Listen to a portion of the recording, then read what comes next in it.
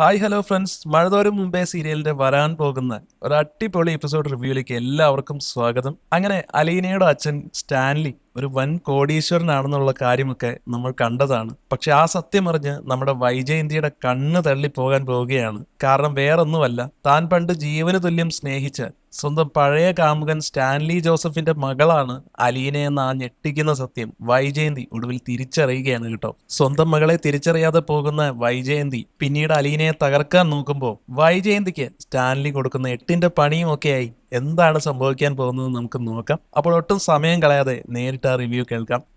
അങ്ങനെ ഒരുപാട് നാൾ ജീവിച്ച നെടുമ്പുരയ്ക്കൽ വീടും അവിടുത്തെ പ്രിയപ്പെട്ട മനുഷ്യരെയും എല്ലാം ഉപേക്ഷിച്ച് അലീന ആ പടി ഇറങ്ങി പോയിരിക്കുകയാണ്. സ്വന്തം അച്ഛനായ സ്റ്റാൻലി ജോസഫിന്റെ കുളത്തേപ്പുഴയിലുള്ള വലിയൊരു ബംഗ്ലാവിലേക്കാണ് അവളിപ്പോൾ എത്തിച്ചേർന്നിരിക്കുന്നത്. മനഃപൂർവ്വം ആരെയും വിഷമിപ്പിക്കാൻ വേണ്ടിയല്ല അലീന ആ വീട് വിട്ടിറങ്ങിയത്. സാഹചര്യങ്ങളുടെ സമ്മർദ്ദം കൊണ്ടും സ്വന്തം സഹോദരങ്ങളുടെ നന്മയ്ക്ക് വേണ്ടിയും മാത്രമാണ് അവൾക്ക് അങ്ങനെ ഒരു കടുത്ത തീരുമാനമെടുക്കേണ്ടി വന്നത്. തന്റെ സ്വപ്നതുല്യമായ ആ വലിയ കൊട്ടാരത്തിലേക്ക് അലീനയെ സ്റ്റാൻലി ജോസഫ് കൂട്ടിക്കൊണ്ടു പോരുകയാണ്. അവിടെ ഒരു രാജകുമാരിയെ പോലെ സകല സൗകര്യങ്ങളോടും കൂടിയാണ് അദ്ദേഹം സ്വന്തം മകളെ നോക്കുന്നത്. കാലങ്ങൾക്ക് ശേഷം മകളെ തിരികെ കിട്ടിയതിന്റെ എല്ലാ സന്തോഷവും ആ അച്ഛന്റെ മുഖത്തുണ്ട്. അവള് ചോദിക്കാതെ തന്നെ എല്ലാ കാര്യങ്ങളും സാധിപ്പിച്ചു കൊടുക്കാൻ അദ്ദേഹം പരമാവധി ശ്രമിക്കുന്നുമുണ്ട്. പുതിയ അന്തരീക്ഷത്തിൽ അലീന വളരെ സന്തോഷവതിയാണെങ്കിലും അവിടുത്തെ ജീവിത രീതികളുമായി പൊരുത്തപ്പെടാൻ അവൾക്ക് കുറച്ചധികം സമയം വേണ്ടി വന്നു. പതിയെ പതിയെ ആ ബംഗ്ലാവിലെ പഴയ നിയമങ്ങളിലും രീതികളിലും അലീന ചില മാറ്റങ്ങളൊക്കെ വരുത്താൻ തുടങ്ങി. എന്നാൽ സ്വന്തം താല്പര്യങ്ങൾക്കനുസരിച്ച് അലീന കാര്യങ്ങൾ മാറ്റുമ്പോൾ സ്റ്റാൻലിക്ക് അതിൽ ചെറിയ വിയോജിപ്പുകൾ തോന്നുന്നുണ്ട്. എങ്കിലും മകളുടെ സന്തോഷത്തിന് മുന്നിൽ ആ അച്ഛൻ തന്റെ പിടിവാശികളെല്ലാം മാറ്റിവെക്കാൻ നിർബന്ധിതനാവുകയാണ്. അലീനയുടെ മനസ്സിൽ ഒരു വിഷമം പോലും വരാതിരിക്കാൻ സ്റ്റാൻലി ജോസഫ് അത്രയധികം ശ്രദ്ധിക്കുന്നുണ്ട്.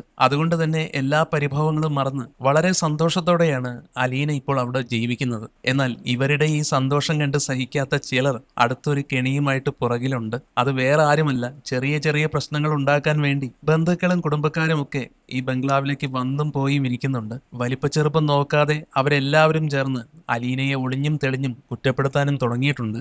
നെടുമ്പുരയ്ക്കൽ വീട്ടിലുണ്ടായിരുന്നതുപോലെ കടുപ്പമേറിയ കുറച്ച് അനുഭവങ്ങൾ പുതിയ വീട്ടിലും അലീനയെ വേട്ടയാടിയെങ്കിലും തന്റെ അച്ഛന്റെ ശക്തമായ സ്നേഹം അവൾക്ക് എപ്പോഴും ഒരു സുരക്ഷയായിരുന്നു. ഏതായാലും നഷ്ടപ്പെട്ടു പോയെന്ന് കരുതിയ ഒരു വലിയ സാമ്രാജ്യം തിരികെ കിട്ടിയ സന്തോഷത്തിലാണ് നമ്മുടെ സ്റ്റാൻലി ഇപ്പോൾ ജീവിക്കുന്നത്. അതുകൊണ്ട് തന്നെ അലീനയുടെ കണ്ണിൽ ഒരു തുള്ളി കണ്ണീർ പോലും വീഴാൻ അയാൾ അനുവദിക്കില്ല. തന്റെ മകളെ ആരെങ്കിലും വേദനിപ്പിക്കാനോ അവൾക്കെതിരെ ഒരു വാക്ക് പോലും ഉച്ചരിക്കാനോ സ്റ്റാൻലി ഒട്ടും സമ്മതിക്കാറില്ല. തന്റെ പ്രിയപ്പെട്ടവളുടെ അതേ രൂപവും ഭാവവും ഉള്ള അലീനയെ അത്രമേൽ തീവ്രമായാണ് അയാൾ നെഞ്ചോട് ചേർത്തിരിക്കുന്നത്. ഒരുപക്ഷെ കഴിഞ്ഞ കാലങ്ങളിൽ തനിക്ക് നൽകാൻ കഴിയാതെ പോയ അച്ഛന്റെ സ്നേഹമെല്ലാം പലിശയും ചേർത്ത് ഈ മകൾക്ക് തിരികെ നൽകാനാണ് അയാൾ ഇപ്പോൾ ശ്രമിക്കുന്നത്. അങ്ങനെ ഈ സുരക്ഷിതത്വത്തിൽ അലീന അവിടെ വളരെ സന്തോഷവതിയാണെന്ന് നെടുമ്പുരയ്ക്കൽ വീട്ടിലുള്ളവരും പതിയെ തിരിച്ചറിയുകയാണ്. എന്നാൽ അലീന ഇപ്പോൾ എവിടെയാണെന്നതിനെ കുറിച്ച് വൈജയന്തിക്ക് മാത്രം ഒരു വിവരവുമില്ലായിരുന്നു. ഈ രഹസ്യം വീട്ടിലുള്ള ആരും തന്നെ വൈജയന്തിയോട് പങ്കുവെക്കാൻ തയ്യാറായിരുന്നതുമില്ല. എന്തായാലും ഈ അറിവില്ലായ്മ വൈജയന്തിയുടെ ഉള്ളിലെ അസൂയയും ദേഷ്യവും ഇരട്ടിക്കുകയാണ് ചെയ്യുന്നത്. അതുകൊണ്ട് തന്നെ സത്യം എങ്ങനെയെങ്കിലും ഒന്ന് ചോദിച്ചറിയാൻ അവരൊടുവിൽ തീരുമാനിക്കുകയാണ്. അങ്ങനെ പിന്നെ അലീനയെ ബാലചന്ദ്രൻ എങ്ങോട്ടാണ് മാറ്റിയതെന്നും അവളിപ്പോൾ എവിടെയാണെന്നും അറിയാൻ വൈജ പലരോടും പല വിധത്തിൽ അന്വേഷിക്കുന്നുണ്ട്. രോഹിത്തിനോടും കൃഷ്ണയോടും ബബിതയോടും മനുവിനോടുമൊക്കെ അവർ മാറി മാറി ചോദിച്ചെങ്കിലും ആരും അവർക്ക് കൃത്യമായ മറുപടി നൽകിയില്ല. ചോദിക്കുന്നവർക്കെല്ലാം വൈജയുടെ മനസ്സിലിരിപ്പ് കൃത്യമായിട്ട് അറിയാമായിരുന്നു. അതുകൊണ്ട് തന്നെ ആരും അവളോട് യാതൊരു ദയയും കാണിക്കാൻ തയ്യാറായതുമില്ല. അമ്മ എന്തിനാണ് ഇപ്പോൾ ഇതൊക്കെ അന്വേഷിക്കുന്നത്? അമ്മ കാരണമാണ് അലീന ചേച്ചിക്ക് ഈ വീട് വിട്ട് പോകേണ്ടി വന്നത്. അങ്ങനെയായിരുന്നു കുട്ടികളെല്ലാവരും വൈജയ്ക്ക് നൽകിയ മറുപടി. ഏതായാലും അവരുടെ ഈ വാക്കുകൾ വൈജയന്തിക്ക് വലിയൊരു തിരിച്ചടിയായിരുന്നു. കാരണം അലീന പോയെങ്കിലും മക്കളുടെ മനസ്സിൽ അവളോടുള്ള സ്നേഹം ഒട്ടും കുറഞ്ഞിട്ടില്ലെന്ന് വൈജയ്ക്ക് മനസ്സിലായി. ഇനിയിപ്പോ അലീന ചേച്ചി എവിടെയാണെന്ന് അറിഞ്ഞിട്ട് വേണം അമ്മയ്ക്ക് അവിടുത്തെ സമാധാനം കൂടെ കളയാൻ. ഒരിടത്തും ചേച്ചിയെ സന്തോഷത്തോടെ ജീവിക്കാൻ അമ്മ സമ്മതിക്കില്ലല്ലോ എന്നും അവര് ദേഷ്യത്തോടെ പറയുന്നുണ്ട്. എന്തായാലും താൻ ചെയ്ത തെറ്റുകൾ ഓരോന്നായി മക്കള് തന്നെ എണ്ണി പറയുമ്പോൾ വൈജയ്ക്ക് മറുപടി ഒന്നും ഉണ്ടായിരുന്നില്ല. ഉള്ളിലെ അമർഷം കടിച്ചു പിടിച്ചു നിൽക്കാനേ അവർക്ക് കഴിഞ്ഞുള്ളൂ. അലീനയാകട്ടെ താൻ പോയാലും വീട്ടിലെല്ലാവരും സന്തോഷത്തോടെ കഴിയണമെന്നും അച്ഛൻ പറയുന്നത് അനുസരിക്കണമെന്നും ഉപദേശിച്ചാണ് ആ പടി ഇറങ്ങിയത്. പരസ്പരം വഴക്കിടാതെ നല്ല കുട്ടികളായി ജീവിക്കണമെന്ന് അവൾ പ്രത്യേകം ഓർമ്മിപ്പിച്ചിരുന്നു. എന്നാൽ അലീനയുടെ വാക്കുകളെ കാറ്റിൽ പറത്തിക്കൊണ്ട് ബബിതയാണെങ്കിൽ വീട്ടിൽ നിന്നും പുറത്തു ചാടി ബാംഗ്ലൂരിലേക്ക് പഠിക്കാൻ പോവുകയാണ് ചെയ്തത്. ബാംഗ്ലൂരിൽ എത്തിയതോടെ പഴയ സ്വഭാവവും രീതികളും അവളിലേക്ക് വളരെ വേഗം തിരിച്ചെത്തി. അലീന തന്റെ സ്നേഹം കൊണ്ട് തിരുത്തി കുറിച്ച ബബിതയുടെ നല്ല ശീലങ്ങളെല്ലാം ആ നഗരത്തിലെ സ്വാതന്ത്ര്യത്തിൽ ഒലിച്ചുപോയി എന്ന് വേണം പറയാൻ. അവൾ വീണ്ടും പഴയതുപോലെ നിയന്ത്രണമില്ലാത്തൊരു ജീവിതത്തിലേക്ക് വഴിമാറി. അലീനയുടെ കൂടെയുള്ളപ്പോൾ ബബിത നല്ലൊരു കുട്ടിയായിരുന്നു. എന്നാൽ ഇപ്പോൾ അവൾ പഴയതുപോലെ വീണ്ടും ചീത്ത ശീലങ്ങളിലേക്ക് മാറിപ്പോയി. നല്ല വഴിക്ക് നടത്താൻ കൂടെ ഒരാളില്ലെങ്കിൽ എത്ര പെട്ടെന്നാണ് മനുഷ്യർ പഴയ തെറ്റുകളിലേക്ക് വീണു പോകുന്നത് എന്നതിന്റെ തെളിവായിരുന്നു ബബിത. എങ്കിലും രോഹിത്തും കൃഷ്ണമോളും ഇപ്പോഴും നല്ല രീതിയിൽ തന്നെയാണ് മുന്നോട്ട് പോകുന്നത്. തങ്ങളുടെ പ്രിയപ്പെട്ട അലീന ചേച്ചിയോട് അവരെപ്പോഴും ഫോണിൽ വിളിച്ച് സംസാരിക്കുകയും വിവരങ്ങൾ അന്വേഷിക്കുകയും ചെയ്യുന്നുണ്ടായിരുന്നു. അങ്ങനെ ഒരു ദിവസം രോഹിത്തുമായി അലീന സംസാരിക്കുന്നതിനിടയിലാണ് അവൻ ആ ചോദ്യം ചോദിക്കുന്നത്. മനസ്സിൽ കുറെ നാളുകളായി കൊണ്ടു നടന്ന ചില സംശയങ്ങളും ആകുലതകളുമാണ് രോഹിത്തിന് അലീനയോട് ചോദിക്കാനുണ്ടായിരുന്നത്. ചേച്ചിയുടെ ശബ്ദം കേട്ടപ്പോൾ അവന്റെ സങ്കടങ്ങളെല്ലാം പുറത്തു വന്നു. ചേച്ചി അവിടെ ഹാപ്പിയാണോ? പുതിയ അന്തരീക്ഷവും അവിടുത്തെ ആളുകളുമായി ചേച്ചി പൊരുത്തപ്പെട്ടു പോകുന്നില്ലേ എന്ന് രോഹിത് ഇങ്ങനെ ആകാംക്ഷയോടെ ചോദിച്ചപ്പോൾ ഞാനിവിടെ വളരെ സന്തോഷത്തിലാണെന്നും നീ ഒട്ടും വിഷമിക്കേണ്ട, അവിടെ എന്റെ അച്ഛൻ എന്നെ എങ്ങനെയാണോ നോക്കിയിരുന്നത് അതുപോലെ തന്നെയാണ് പപ്പ എന്നെ ഇവിടെയും നോക്കുന്നത്, അങ്ങനെ പറയുകയാണ് അലീന.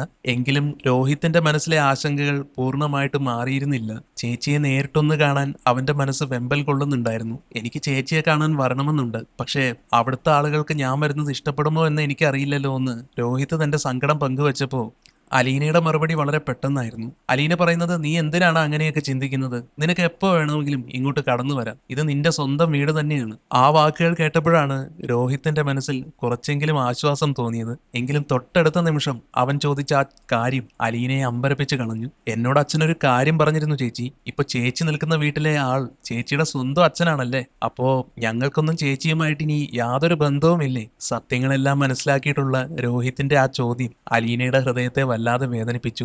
എന്ത് മറുപടി പറയണമെന്നറിയാതെ അവൾ ഒരു നിമിഷം തരിച്ചു നിന്നുപോയി. പക്ഷെ അച്ഛൻ അങ്ങനെ പറഞ്ഞിട്ടുണ്ടെങ്കിൽ അതിൽ എന്തെങ്കിലും വലിയൊരു സത്യമുണ്ടാകും എന്ന് ഉറച്ച വിശ്വാസത്തിലായിരുന്നു അലീന.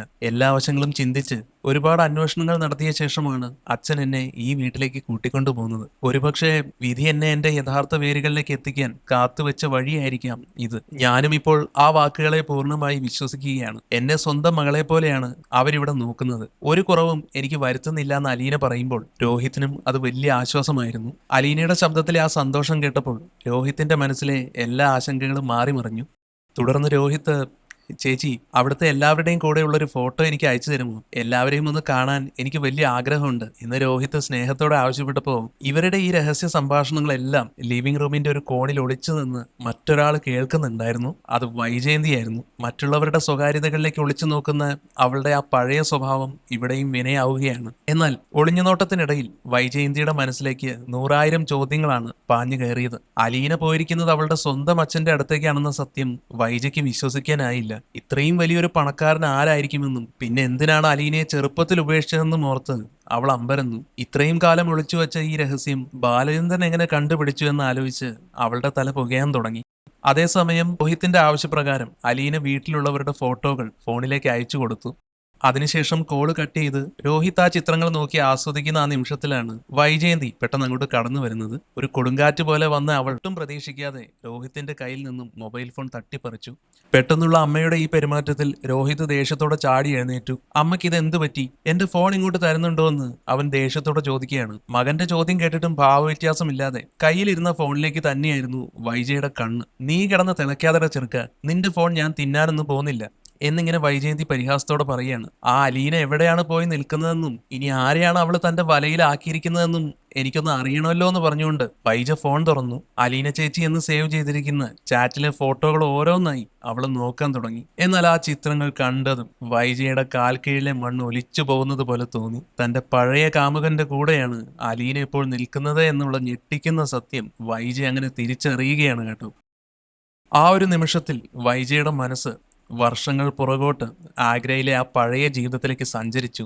ആഗ്രയിൽ താൻ ജീവിച്ച ആ 2 വർഷത്തെ ഓർമ്മകൾ ഒരു സിനിമാ റീല് പോലെ അവളുടെ കണ്ണുകളിലൂടെ മിന്നിമറഞ്ഞു. പ്രായം ചെന്നെങ്കിലും സ്റ്റാൻലി ജോസഫിന്റെ ആ മുഖം മറയ്ക്കാൻ വൈജയ്ക്ക് ഒട്ടും കഴിയുമായിരുന്നില്ല. വർഷങ്ങൾ കഴിഞ്ഞിട്ടും ആ മുഖച്ഛായ അവളുടെ മനസ്സിൽ അത്രമേൽ ആഴത്തിൽ പതിഞ്ഞിട്ടുണ്ടായിരുന്നു. സ്റ്റാൻലി അലീനയുടെ തോളിൽ കൈയിട്ട് നിൽക്കുന്ന ആ ചിത്രം കണ്ടപ്പോൾ വൈജയന്തി പൂർണ്ണമായിട്ടും തളർന്നുപോയി. അവളുടെ ഈ മാറ്റം ശ്രദ്ധിച്ച രോഹിത് ആണെങ്കിലും പെട്ടെന്ന് തന്നെ അമ്മയുടെ കയ്യിൽ നിന്നും ഫോൺ തിരികെ വാങ്ങി. വൈജയുടെ മുഖത്തെ വിളർച്ച അവനിൽ വലിയൊരു സംശയത്തിന് വഴിമാറി. അമ്മയ്ക്ക് എന്താണ് അറിയേണ്ടത്? ഇത് അലീന ചേച്ചിയുടെ സ്വന്തം അച്ഛനാണ്. അയാളുടെ കൂടെയാണ് ചേച്ചി ഇപ്പോൾ ജീവിക്കുന്നതെന്ന് രോഹിത് പറയുന്നു. ആ വാക്കുകൾ കൂടെ കേട്ടതോടെ വൈജയുടെ നിയന്ത്രണം പൂർണ്ണമായി നഷ്ടപ്പെടുകയും അവൾ ആ സോഫയിലേക്ക് തളർന്നിരിക്കുകയും ചെയ്യുകയാണ്. മനസ്സിലെ ആദ്യ പുറത്ത് കാണിക്കാനാവാതെ വൈജയന്തി വല്ലാതെ വിയർക്കുന്നുണ്ടായിരുന്നു. അമ്മയ്ക്ക് എന്തെങ്കിലും പറ്റിയോ എന്ന് രോഹിത് പരിഭ്രമത്തോടെ ചോദിച്ചെങ്കിലും ഒന്നുമില്ലെന്ന് വൈജ തലയാട്ടി. അമ്മയ്ക്ക് കുഴപ്പമൊന്നുമില്ലെന്ന് കരുതി രോഹിത് ഫോണും വാങ്ങി അകത്തേക്ക് നടന്നു. എന്നാൽ വൈജയുടെ ഉള്ളിൽ അപ്പോൾ ഒരു വലിയ അഗ്നിപർവ്വതം പുകയുകയായിരുന്നു. സ്റ്റാൻലി ജോസഫിന്റെ മകളാണോ അലീന എന്ന ചോദ്യം അവളെ വേട്ടയാടിക്കൊണ്ടിരുന്നു. അങ്ങനെയാണെങ്കിൽ അവൾ എങ്ങനെ കഴക്കൂട്ടത്തെ ആ അനാഥാലയത്തിൽ എത്തിപ്പെട്ടു എന്നതിന് വൈജയന്തിക്ക് ഒരു ഉത്തരവും കിട്ടിയില്ല. തന്റെ ഭൂതകാലവും വർത്തമാനകാലവും തമ്മിൽ ഇങ്ങനെ കൂട്ടിച്ചേർക്കപ്പെടുമെന്ന് അവൾ സ്വപ്നത്തിൽ പോലും വിചാരിച്ചിരുന്നില്ല. ഇനി ബാലചന്ദ്രനെ കയ്യിലെടുത്തതുപോലെ അലീന സ്റ്റാൻലിയെയും തന്റെ സ്വാധീനത്തിലാക്കിയതാണോ എന്ന് വരെ വൈജ സംശയിച്ചു പോവുകയാണ്. തന്റെ ഭർത്താവ് ബാലചന്ദ്രനാണെന്ന സത്യം സ്റ്റാൻലി മനസ്സിലാക്കി കാണുമോ എന്ന ഭയവും അവളെ പിടികൂടി. താൻ ഇത്രയും കാലം വെറുത്തിരുന്ന അലീന തന്റെ പഴയ കാമുകന്റെ മകളാണെന്ന ചിന്ത വൈജയന്തിയെ വല്ലാത്തൊരു കിടിയിലാക്കി കളഞ്ഞു. അതിനുശേഷം എങ്ങനെയെങ്കിലും സ്റ്റാൻലി ജോസഫിന്റെ അഡ്രസ്സ് കണ്ടുപിടിക്കണം എന്നുള്ളത് മാത്രമായി പിന്നീട് വൈജയന്തിയുടെ ലക്ഷ്യം. അലീനയെ അവിടെ നിന്ന് അടിച്ചോടിക്കണമെന്നും അവളുടെ തനി സ്വരൂപം അയാളുടെ മുന്നിൽ തുറന്നു കാട്ടുമെന്നും അവൾ ഉറപ്പിച്ചു. അസൂയയും കാപട്യവും നിറഞ്ഞ വൈജയുടെ മനസ്സ് ആ അച്ഛന്റെയും മകളുടെയും സ്നേഹബന്ധത്തിൽ വിഷം കലർത്താൻ വഴി തിരയുകയായിരുന്നു. അലീന അത്ര നല്ല പെണ്ണൊന്നുമല്ലെന്ന് അയാളെ ബോധ്യപ്പെടുത്തണമെന്ന ഒറ്റ ചിന്തയായിരുന്നു പിന്നീട് വൈജയുടെ മനസ്സിൽ നിറഞ്ഞത്. അതോടൊപ്പം വർഷങ്ങൾക്ക് ശേഷം തന്റെ പഴയ കാമുകൻ ജീവിച്ചിരിപ്പുണ്ടെന്ന തിരിച്ചറിവും അയാളെ ഒരിക്കൽ കൂടെ നേരിട്ട് കാണണമെന്നുള്ള മോഹവും അവളുടെ ഉള്ളിൽ സജീവമായി. പഴയ പ്രണയത്തിന്റെ ഓർമ്മകളിൽ നിന്ന് അവൾക്ക് പകരം വീട്ടാനുള്ള ആഗ്രഹം ഉള്ളിൽ വീണ്ടും കത്താൻ തുടങ്ങി. അങ്ങനെ തന്റെ മകൻ രോഹിത് പോലും അറിയാതെ അവനെ കരുവാക്കി അലീന എവിടെയാണെന്നും അവളുടെ അച്ഛൻ ആരാണെന്നുമുള്ള പൂർണ്ണ വിവരങ്ങൾ വൈജയന്തി മനസ്സിലാക്കിയെടുത്തു. ഒടുവിൽ ഒട്ടും സമയം കളയാതെ അവൾ സ്റ്റാൻലിയെ ഫോണിൽ ബന്ധപ്പെടാൻ ശ്രമിക്കുക തന്നെ ചെയ്തു. തന്റെ വാക്കുകൾ കേട്ട് സ്റ്റാൻലി അലീനയെ ഇറക്കി വിടുമെന്ന വലിയൊരു വ്യാമോഹത്തിലായിരുന്നു വൈജ അപ്പോൾ.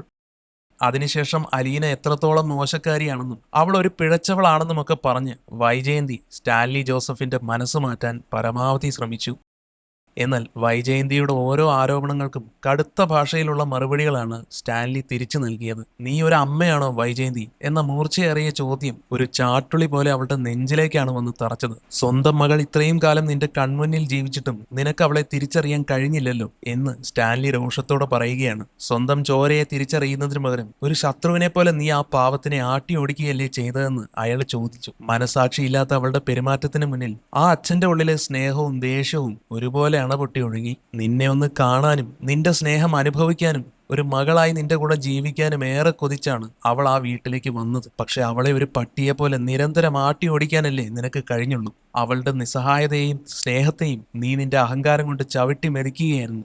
ഇനി നിനക്ക് അവളെ കാണാനോ അവളോട് സംസാരിക്കാനോ ഉള്ള യാതൊരു അവകാശവും ഇല്ലെന്ന് സ്റ്റാൻലി ഉറപ്പിച്ചു തന്നെ പറയുകയാണ്. അമ്മ എന്നൊരു സ്ഥാനം പ്രകൃതി നിനക്ക് തന്നിട്ടുണ്ടാകാം, പക്ഷെ ആ സ്ഥാനം അലങ്കരിക്കാൻ നിനക്ക് ഒട്ടും അർഹതയില്ല. നീ വെറും അഹങ്കാരിയും സ്വന്തം സ്വാർത്ഥത മാത്രം നോക്കുന്ന ഒരു സ്ത്രീയുമായി അധപതിച്ചു പോയി. ഞാൻ പണ്ട് ജീവന് തുല്യം സ്നേഹിച്ച് കല്യാണം കഴിക്കാൻ ആഗ്രഹിച്ച എന്റെ വൈജ ഒരിക്കലും ഇങ്ങനെയൊന്നും ആയിരുന്നില്ല എന്ന് സ്റ്റാൻലി വേദനയോട് ഓർത്തു പോവുകയാണ്. ഇപ്പോൾ എന്റെ മകൾക്ക് ഞാൻ മാത്രമാണുള്ളത്. അവൾക്ക് അമ്മയായി നിന്നെപ്പോലൊരു സ്ത്രീയെ വേണ്ട എന്ന് ഞാൻ അന്നേ തീരുമാനിച്ചതാണെന്ന് സ്റ്റാൻലി തുറന്നു പറയുകയാണ്. പഴയ ഓർമ്മകളുടെ നേരിയൊരു നനവ് പോലും ബാക്കി വയ്ക്കാതെ വൈജയോടുള്ള വെറുപ്പ് സ്റ്റാൻലി പരസ്യമാക്കി. അവൾ നിന്റെ വീട്ടിൽ വെച്ച് അനുഭവിച്ച ക്രൂരതകളെല്ലാം അറിഞ്ഞ് ആ നിമിഷം മുതൽ നിന്നെ ഞാൻ അത്രമേൽ വെറുത്തു പോയതാണ് വൈജയന്തി. ഇനി നിന്റെ ആ മുഖം എന്റെ കൺമുന്നിൽ പോലും കാണാൻ ഞാൻ ആഗ്രഹിക്കുന്നില്ല. നിന്റെ കപട നാടകങ്ങൾ കാണാൻ തനിക്ക് ഒട്ടും താല്പര്യമില്ലെന്ന് സ്റ്റാൻലി വിളിച്ചു പറയുകയാണ്. അതുകൊണ്ട് ഇനിയും അലീന മോശക്കാരിയാണെന്ന് പറഞ്ഞ് എന്നെ വിളിക്കാനോ കാണാനോ ശ്രമിച്ചാൽ എന്റെ മറുപടി ഇതിലും ഭീകരമായിരിക്കും.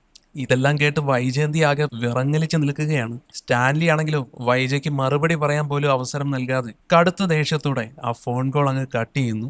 ഏതായാലും ഒരു നിമിഷം കൊണ്ട് തന്റെ പ്രതീക്ഷകളെല്ലാം തകർന്ന് തരിപ്പണമായതിന്റെ ആഘാതത്തിൽ ഫോണും പിടിച്ച് വൈജയന്തി അങ്ങനെ തന്നെ സ്തംഭിച്ച് നിന്നുപോയി.